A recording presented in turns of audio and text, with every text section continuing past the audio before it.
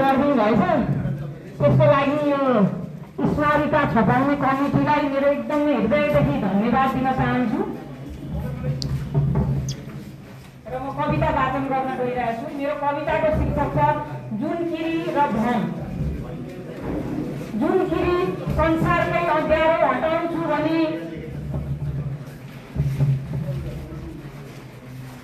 पुच्छरमा पिलिक पिलिक लुसिफिन बाल्दै आशाका प्रकाशहरू लिएर यताउति गरिरहन्छ, अविच्छिन्न उडिरहन्छ, डुलिरहन्छ। थाहा छ त्यो अँध्यारोमा फैलिएका आशाहरू मात्र हुन्, कविहरूको कवितामा कोरिने बिम्बहरू मात्र हुन्।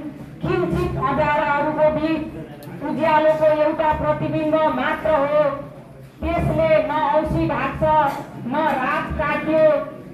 बिहानी त ब्रह्म सत्य हो। जुनकिरी बले पनि आउँछ नबले पनि आउँछ। अँध्यारो पछि उज्यालो आएरै छाड्छ। तर जुनकिरी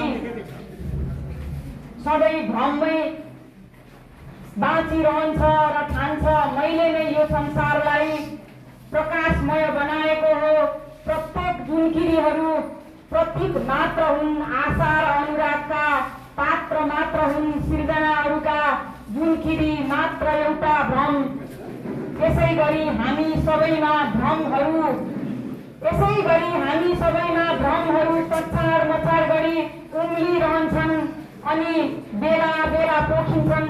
कहिले अहन्ता बनी त कहिले महत्त्वाकांक्षा बनी। भ्रमको पराकाष्ठ रिस, क्लेश अनि विनाश। कतै मेरो देशको राजनीति, कतै मेरा देशका नेता, कतै मेरा देशका जन दिग्भ्रमित बनेका छन्। जुनकिरीहरू जस्तै दिग्भ्रमित बनेका छन्। जुनकिरीहरू जस्तै। धन्यवाद।